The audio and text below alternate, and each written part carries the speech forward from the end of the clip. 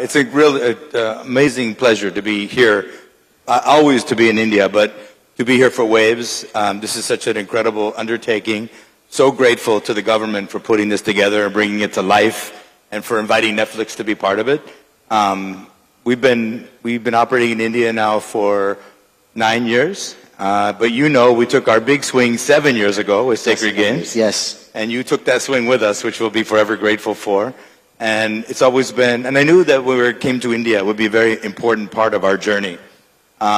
Because what we found with Sacred Games is that great stories could transcend borders and language and culture and really talk to the world. And Sacred Games proved that. And I'm just so endlessly thrilled to work with you and work with the creative community in India all the time. So thank you. That's very kind of you. Thank you. The Sacred Games is one of the most special things I've ever done on film, and will always be very, very close to my heart. Netflix has completely transformed the way we experience stories. I mean, I still remember when watching a film, and might be giving away my age here, was kind of fighting for a cinema ticket, managing to get it somehow, standing in queues, and there were single screen theaters. That was kind of the only outlet at the time. And today, with just a tap, people have unlimited choices, at home on tablets, phones, massive screens, and a multiplex right around the corner. Now, you've been right at the heart of this revolution. So please, could you tell me two things? Number one, what is the world watching right now? And even more importantly, where do you see storytelling headed over the next 20 years? Well, what's great is the world is watching their favorite show and film on Netflix all over the world. And it's very rarely the same thing. Every once in a while, something will really catch fire where people not only want to watch it everywhere in the world, but they want to talk about it. Something like Adolescence right now from the UK is an example of that, where you can tap into a story that feels very, very local and very, very relevant almost anywhere you are in the world. And we get the pleasure of doing that with stories that could be either very British, like Adolescence, or Haramande, which would be obviously quite Indian, and still travel the entire world. And I think that has been kind of the new dynamic. 20 years is a long time to predict for. I wouldn't have been able to predict, I think, even where we sit today, just 7 years, from 7 years ago when we first started here. In many ways, bigger, different for sure than I would have ever expected. But I think the impact of streaming is really about meeting the audience where they are.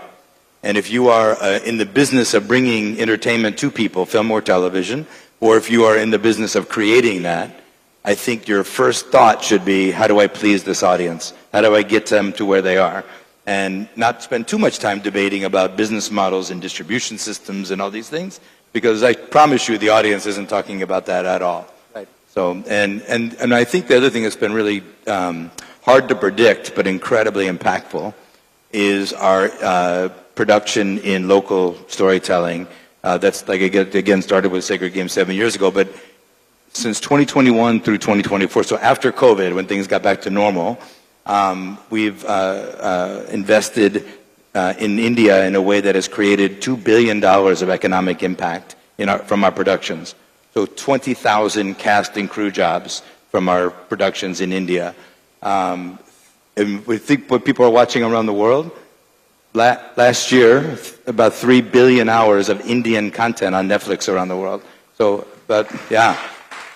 So about 60 million hours a week.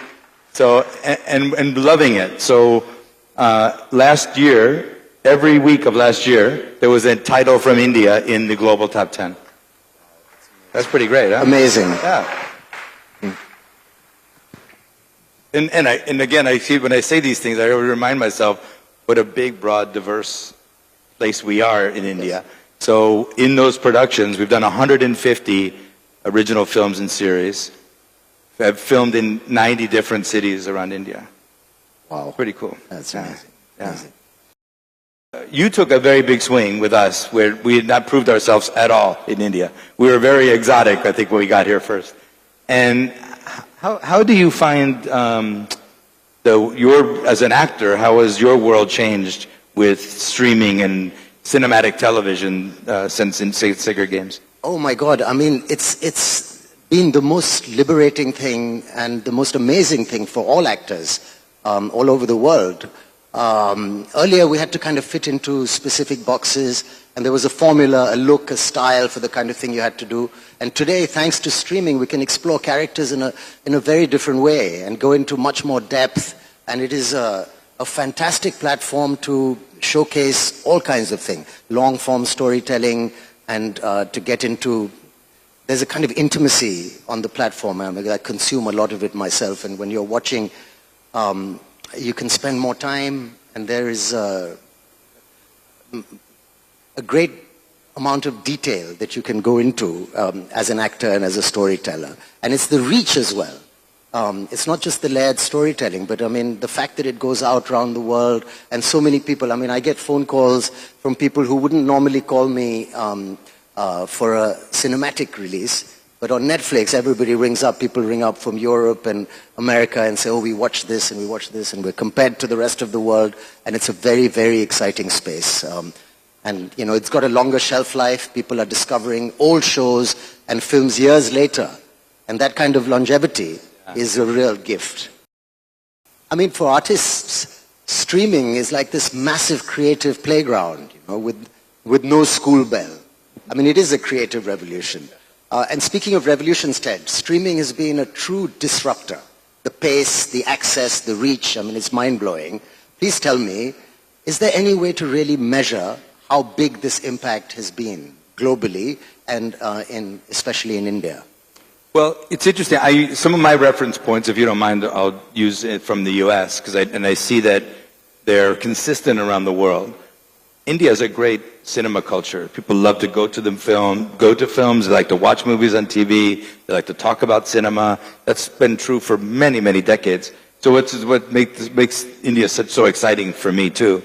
What streaming has done is kind of got to the audience where they were, what I was saying earlier. Well, if you want to watch a movie, well, I want to be able to deliver it to you. And sometimes it's not convenient, sometimes it's not affordable, sometimes it's not able to see it. So what's been great about India is they've been very fan-centric, getting the movies very quickly from the cinema to streaming so that people can get to them and see them, which has been fantastic. But I also think that this idea of democratizing film and being able to get to film, again, India was way ahead of the curve on this. Traveling films, canisters on bikes to sit at small towns and all this. This was happening forever in India. So, but what streaming has done, I think, is met the audience where they were, focused on entertaining. I'm more concerned that people keep watching movies and that this is a business model that people can keep making movies. So in the U.S., average person sees 2 movies a year in the cinema, 2 movies all year. They watch 7 movies a month on Netflix. So this is a business model and a distribution system that will enable filmmaking forever, which is this is what excites me. Absolutely, that is incredible. But can you tell me, where does cinema, like as in films releasing in theaters, fit into this scenario? I mean, can streaming and theaters share the stage? Absolutely, and I think they do here. I mean, I think in India it's probably one of the more fan-centric places that enables this to happen, because they don't get into these debates necessarily about how long the windows need to be. I think that's a very big debate in a few countries around the world. But again, I assure you that nobody except for distributors are talking about windows. And people, if you go to the dinner after a movie and talk about the window, you've missed the mark with that movie. Yeah, absolutely. So most of the people just want to see movies and how do we get to them. And I do think they can coexist in the same way. I was asked recently in New York if I thought cinemas were outdated, and I said no. For some people, for sure. It's not. If I was being interviewed in Manhattan, there's a movie theater on every corner. You could just walk and go see a movie. I grew up in a small town in Phoenix, Arizona. When I grew up there, it was much smaller than it is today. I had to drive 45 minutes to go see a movie outside of the norm. If you wanted to see a foreign language movie or a documentary or any of those things. And now, because of streaming, you can deliver movies that are very obscure. It isn't all one kind of big movie for the world. It's what kind of movies do you like, and you can pick that night. So that's the opportunity. And I'm sure, I hope cinema continues to exist, because I love going to the movies too. So I wanted to ask you, sir, about the different various streaming platforms. and it's caused obviously a shift in consumer behavior. Has it changed? How has it changed in your professional life? Well, honestly, it's the writing. I think the writing has generally become sharper, a little more complex, and streaming allows for, like I was saying earlier, real character development. And we can go into depth and get into all sorts of angles that perhaps you don't have the time to do in a movie, and that's exciting. And there's no rush to wrap things up in 2 hours. We can let the story unfold at its own pace. And for someone like me who enjoys exploring characters in depth, I mean, it's a great time to be an actor. Also, it gives the opportunity to bring longer stories to light. Like there's certain books that we've read that, you couldn't maybe see the movie of. And in our culture, there's so many stories that kind of haven't been told, whether amazing epics, of course, like the Mahabharata and Ramayana, and how to make that into a movie. It would be a very long kind of movie to select which parts to do, and you can really flesh those things out. Even the Panchatantra, our folk stories in India, there's so many that I don't know, there's so many that I've discovered, and there's so many I do know that I didn't know earlier that I think the world would benefit from if we could tell them, and this is like such a great platform to be able to do that.